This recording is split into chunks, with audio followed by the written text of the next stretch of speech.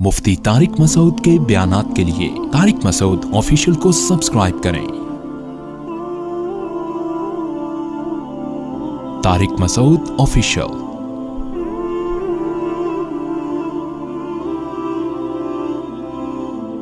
दो किस्में, एक जिन्नात के जरिए जादू होता है और एक जादू वो होता है जिसको हम शोबदेबाजी कहते हैं। तो शोबदेबाजी की फिर दो किस्में हैं। एक वो जो यूट्यूब पे आपको वीडियोस नजर आ रही हैं जिसमें नजर का धोखा होता है, होता कुछ भी नहीं है। और एक शोबदेबाजी वो है जिसको मिसमरिज्म कहा जाता है, दिमाग को कैप्चर कर लिया जाता है। तो ये एक जादू की जो बड़ी किस्म है वो है जिन्नात के जरिए जादू। जिन्नात के जरिए जादू ये होता है कि देखें, जिन्नात भी किसी को नजर नहीं आते। जिन्नात क्या करते हैं कि आप जो है ना, जिन्नात को काबू में नहीं कर सकते। जिन्नात किसी के काबू में नहीं आते, लेकिन जिन्नात में जो बुरे जिन्नात होते हैं उनकी ख्वाहिश होती है इंसान को नुकसान पहुंचाना। तो बाज़ लोग ये कुछ ऐसा तजर्बों के बाद एक हुनर सीख लेते हैं, या हुनर भी इसको हम नहीं कह सकते, बल्कि ये चीज़ भी कोई भी कर सकता है, कोई हुनर नहीं है। बाज़ दफ़ा ये होता है कि आप जो शयातीन जिन्नात हैं उनको खुश करने के लिए कोई ऐसा उल्टा काम करते हैं, इंतहाई खतरनाक और इंतहाई भयानक काम, जिससे वो शयातीन जिन्नात खुश हो जाते हैं आपसे। और फिर आप उनको एक मैसेज देते हैं। उस मैसेज देने के मुख्तलिफ तरीके होते हैं। वो मैसेज देते हैं जिसके फलां को नुकसान पहुंचाना है, या फलां का जो है वो बर्बाद करना है, वगैरह वगैरह।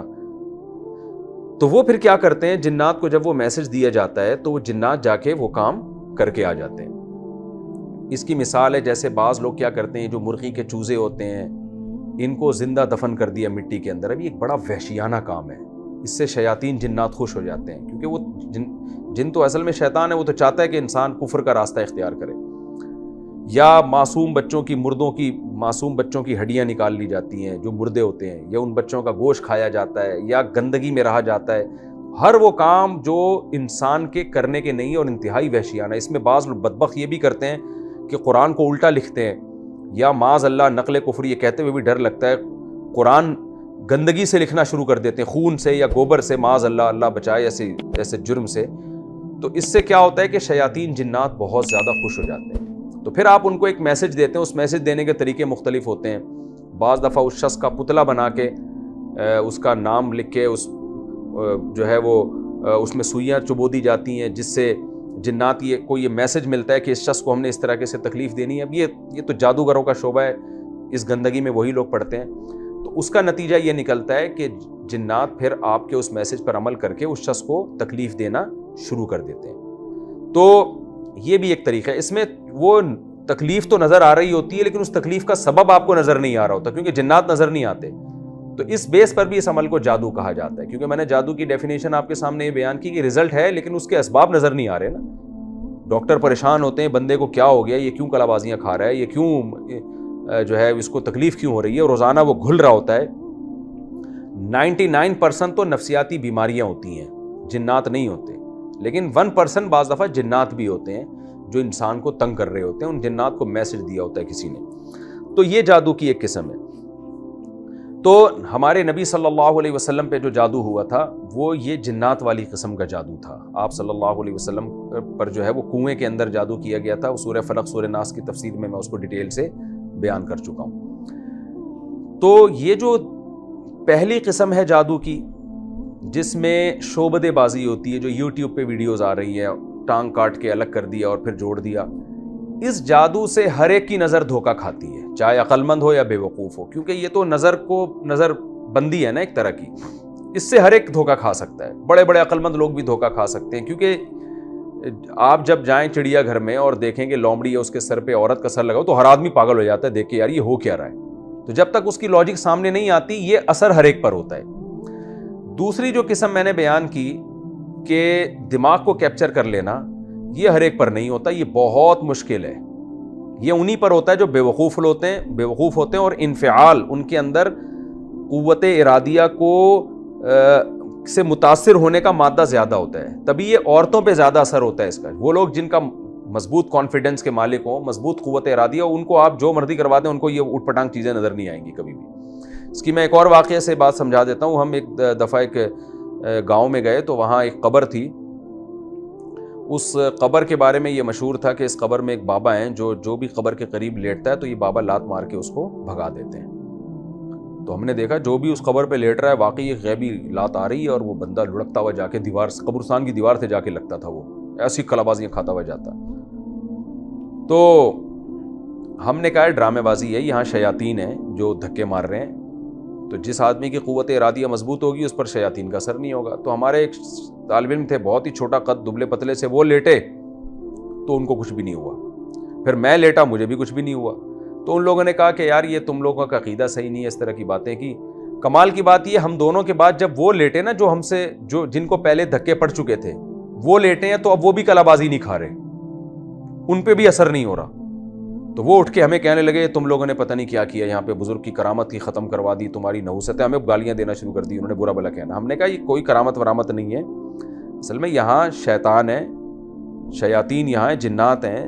جب جنات نے دیکھا کہ ایک شخص کی قوت ارادی مضبوط ہے تو جنات وہاں سے شارٹ ہو گئے. اب وہ تم پہ بھی اثر نہیں کر پا رہے ہیں. تو جنات کا جادو ہو یا یہ جو مسمرزم والا جادو ہو، یہ عام طور پر ان پر اثر انداز ہوتا ہے جن کی قوت ارادیہ کمزور ہوتی ہے. اس میں مسلم اور غیر مسلم کا فرق نہیں ہے.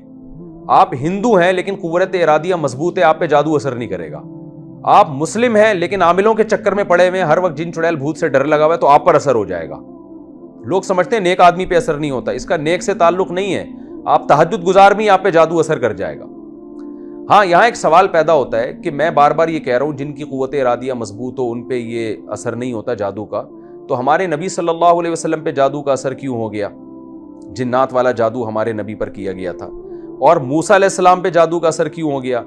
موسیٰ علیہ السلام پر جو جادو ہوا تھا وہ دوسری قسم کا جادو تھا، مسمرزم والا جادو نا، کہ انہوں نے قوت خیالیہ پہ قبضہ کر لیا اور لوگوں کو یہ دکھا دیا اپنے جادو کے زور سے، مسمرزم کے ذریعے، کہ یہ لاٹھیاں سانپ بنی ہوئی ہیں، حالانکہ وہ حقیقت میں سانپ نہیں بنی تھی. انہوں نے کیپچر کر لیا. تو سوال پیدا ہوتا ہے موسیٰ علیہ السلام پہ اثر کیوں ہو گیا حالانکہ ان کی تو قوت ارادی بڑی مضبوط تھی؟ اس کا جواب یہ ہے کہ یہ اثر اللہ نے ایک حکمت سے ہونے دیا، کیونکہ یہاں ایک معجزہ ظاہر کرنا تھا. اگر موسیٰ علیہ السلام پہ خوف طاری نہ ہوتا، بالکل کانفیڈنس کے ساتھ کھڑے ہوتے، تو فرعون نے جو یہ الزام لگایا ہے نا کہ یہ نورا کشتی ہے، اس الزام کو لوگ برحق سمجھنا شروع کر دیتے. لوگ کہتے ہیں کہ واقعی دیکھو موسیٰ علیہ السلام پہ تو کوئی اثر ہی نہیں ہوا، اس کا مطلب وہ یہ جانتے تھے کہ یہ جادو ہے اور یہ حقیقت نہیں ہے. تو اور جادوگر ہی جان سکتا ہے کہ یہ جادو ہے، اس کا مطلب معاذ اللہ یہ بھی جادوگر ہیں. تو اس لیے اللہ نے موسیٰ علیہ السلام پہ اس کا اثر کروا دیا اور موسیٰ علیہ السلام کے دل میں بھی خوف پیدا ہوا، گھبرانے لگے کہ یہ کیا ہو رہا ہے بھائی، یہ سانپ میری طرف لوٹ رہے ہیں. تو اس حکمت سے موسیٰ علیہ السلام پر اس جادو کا اثر ہوا ہے.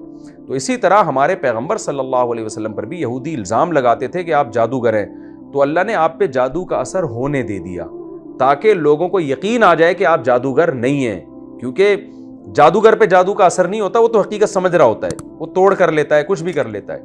تو یہ حکمت تھی، ورنہ جادو اتنے آرام سے نہیں ہوتا جتنا لوگوں نے فرض کر لیا. نہ کسی پہ جنات بھیجنا اتنا آسان ہے، نہ کسی پہ مسمرزم کرنا اتنا آسان ہے. آپ کی قوت ارادی مضبوط ہے تو یہ چیزیں اثر نہیں کرتی ہیں. میں نے آپ کو جنات والا واقعہ وہ قبرستان کا سنایا کہ میں لیٹا ہوں تو ہم پہ تو کچھ بھی نہیں ہو رہا، حالانکہ جو ہم سے پہلے لیٹے تھے وہ تو ہم سے زیادہ دیندار تھے. میرا خیال ہے جہاں تک ان کی بڑی داڑیاں تھیں، تہجد گزار نمازی لوگ تھے، مگر ان پہ لڑکیاں لگ رہی ہیں. اس کا قوت ارادی سے تعلق ہے. جنات وہاں بوریا بستر گول کر کے چلے جاتے ہیں. تو اچھا اب آخری بات جلدی سے، وقت ہمارا جو ہے نا وہ تھوڑا رہ گیا ہے. تو یہاں ایک بات اہم سمجھنا ضروری ہے، ایک آخری بات جو جادو سے متعلق ہے کہ کیا جادو سے کسی چیز کی حقیقت کو بھی چینج کیا جا سکتا ہے یا نہیں. یہ بھی ایک بہت اہم ٹاپک ہے. پہلا تو یہ خوب سمجھ لیں کہ جادوگروں سے ڈرنے کی بالکل ضرورت نہیں ہے. جس طرح آج عاملوں کو مسلط کر لیا ہے نا، فلاں پہ جن فلاں پہ چھوڑے، 99% بھی نہیں بلکہ 99.9% نفسیاتی کیسز ہوتے ہیں جن کو لوگ جادو سمجھ رہے ہوتے ہیں عاملوں کے کہنے سے. میرے پاس نفسیاتی ڈاکٹرز آتے ہیں، انہوں نے مجھے بتایا کہ کتنے کو عاملوں نے کہا تھا کہ یہ جن ہے، ہم نے میڈیسن سے ان کا علاج کیا اور الحمدللہ وہ ٹھیک ہو گئے. تو یہ عاملوں کی باتوں میں کبھی بھی نہ آئے. تو آپ یہ کہہ سکتے ہیں کہ حضرت یعنی سورہ بقرہ میں ہے کہ جادو کے زور سے جادوگر جو ہے، بنی اسرائیل میں جو جادوگر تھے میاں بیوی میں لڑائی ڈلوا دیا کرتے تھے. اس کا مطلب جادوگر کو اتنی طاقت ہے کہ وہ میاں بیوی میں لڑائی بھی ڈلوا دے. دیکھیں شعبدے بازی کے ذریعے غلط فہمیاں پھیلائی جا سکتی ہیں. ایک چیز ہے نہیں, آپ نے کچھ خفیہ اسباب اختیار کیے, شوہر بدگمان ہو گیا بیوی سے, کچھ ایسی چیز بیوی نے دیکھ لی جس سے بیوی بدگمان ہو گئی شوہر سے, تو یہ شعبدے باز لوگ یہ کام کر سکتے ہیں. تو اس میں وہ شعبدے بازی والا جادو بھی ہو سکتا ہے, اس سے مراد مسمرزم بھی ہو سکتا ہے, اس سے مراد جنات بھی ہو سکتے ہیں. شیاطین بعض دفعہ وسوسے ڈالنا شروع کر دیتے ہیں, تو خام خواہ میں اچھی بھلی بیوی کے بارے میں الٹے وسوسے آتے ہیں, لوگ ہوتے ہیں نا وہمی, تو یہ کام شیاطین کرتے ہیں.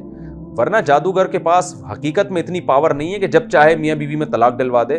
اگر ایسا ہوتا تو یہ تو دنیا میں عذاب کھڑا کر چکے ہوتے اب تک. جادوگر کسی سیاسی لیڈر, اچھا یہ بھی ذہن میں رکھیں, جادو کا اثر عام طور پر 99.9% مشہور لوگوں پہ نہیں ہوتا. جادو کا اثر حکمرانوں پہ نہیں ہوتا, کیونکہ اس وہاں تک ان کو اللہ نے طاقت نہیں دی ہے کہ اتنے پاورفل ہو جائیں. تو جن لوگوں میں کانفیڈنس ہوتا ہے ان پہ اثر نہیں ہوتا. تبھی آپ دیکھیں ہزاروں جادوگر جنہوں نے موسیٰ علیہ السلام کو دکھایا کہ لاٹھیاں سانپ بن رہی ہیں, فرعون کا کچھ نہیں بگاڑ سکے وہ. ورنہ وہ فرعون کو کہتے کہ ہم اتنے زبردست ہیں کہ ہم نے جب لاٹھیوں کو سانپ بنا دیا تو ہم یہ اب ساری لاٹھیاں تیری طرف بھیجیں گے اور سانپ بن کے تجھے کاٹ کے کھا جائیں گی. یہ کچھ بھی نہیں کر سکے وہ فرعون کا. فرعون نے ان کو قتل کر دیا.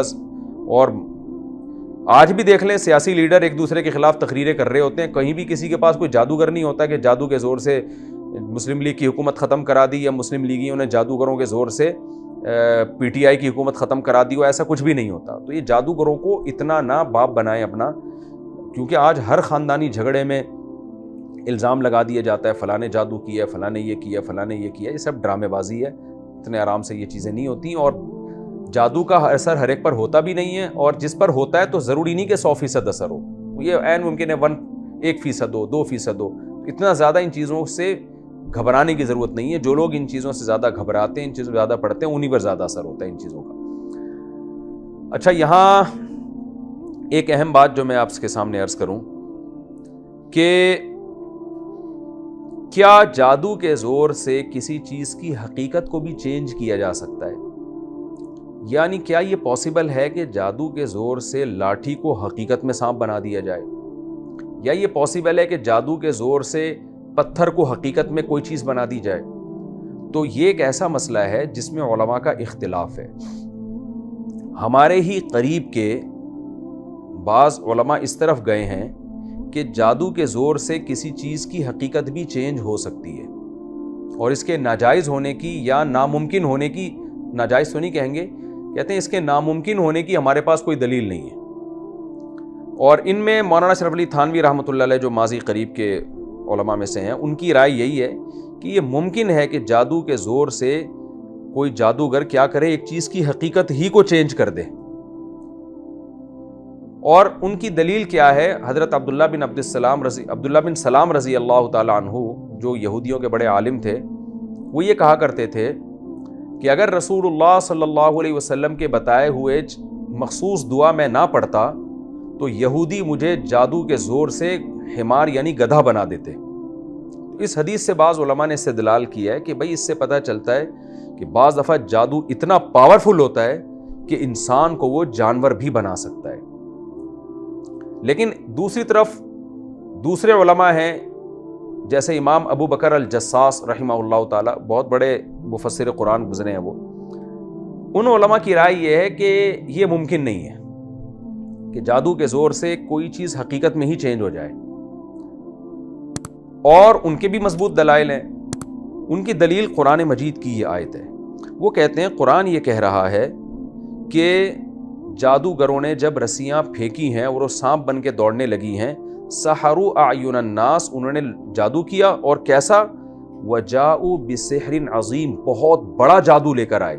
تو اس بہت بڑے جادو کے بارے میں بھی قرآن کہہ رہا ہے یخیل الیہ من سحرہم, لوگوں کو ایسا لگا کہ یہ رسیاں سانپ ہیں, حقیقت میں سانپ نہیں تھیں.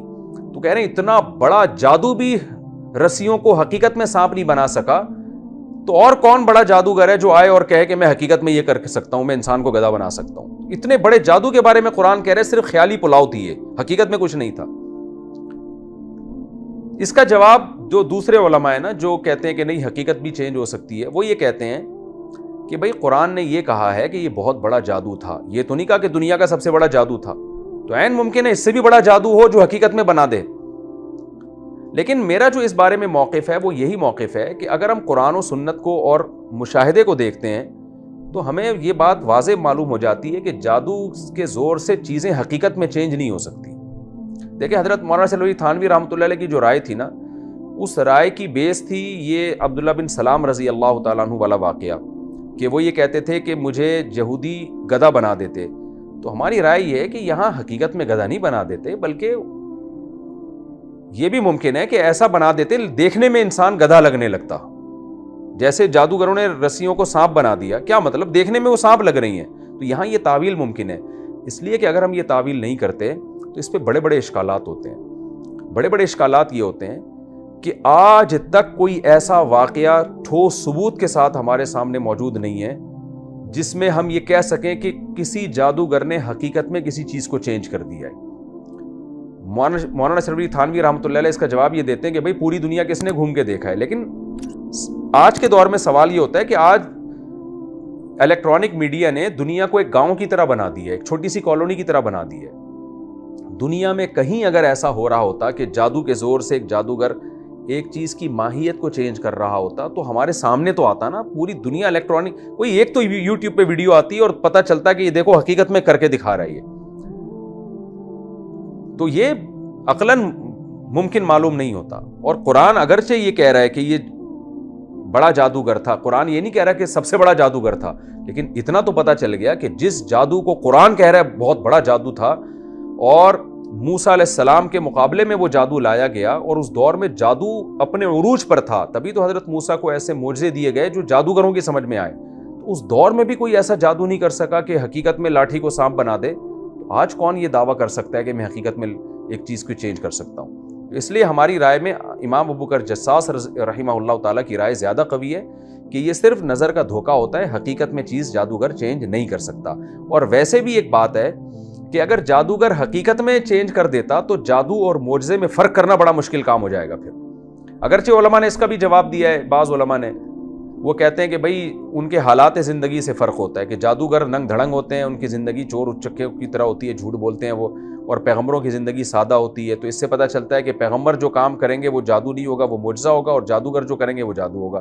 لیکن یہ دلیل ذرا کمزور معلوم ہوتی ہے کیونکہ یہاں جو موسیٰ علیہ السلام کا جب جادوگروں سے مقابلہ ہو رہا ہے تو سیرت پہ بحث نہیں ہو رہی ہے، عمل کو دیکھا جا رہا ہے. جادوگروں نے دیکھا کہ یہ لاٹھی حقیقت میں سانپ بن گئی، فوراً سردے میں گر گئے. یہ سردے میں گرنا اس کی علامت تھا. وہ مانتے تھے، جانتے تھے کہ جادو کے زور سے لاٹھی کو حقیقت میں سانپ بنانا امپاسبل، یہ ناممکن ہے. تبھی تو فوراً ہی مان لے آئے وہ، ورنہ وہ غور کرتے کہ بھائی ہم نے تو جادو کیا ہے، ہم نے تو نظر کا دھوکہ دیا ہے، اور معاذ اللہ موسیٰ نے جو جادو کیا ہے وہ اس سے بھی بڑا جادو ہے، اس نے حقیقت میں لاٹھی کو سانپ بنا دیا. تو جادوگر اس قسم کی کوئی ڈسکشن نہیں کر رہے، بلکہ جادوگروں نے جب دیکھا کہ لاٹھی حقیقت میں سانپ بنی ہے فوراً سردے میں گر گئے اور کہنے لگے یہ اللہ کے پیغمبر ہیں، یہ جادوگر نہیں ہو سکتے. یہ قرآن کا یہ پورا سیاق و سباق بتا رہا ہے کہ جادو اور معجزے میں فرق ہی یہی ہے کہ جادو میں نظر کا دھوکہ ہوتا ہے اور معجزے میں ایک چیز حقیقت میں چینج ہو رہی ہوتی ہے.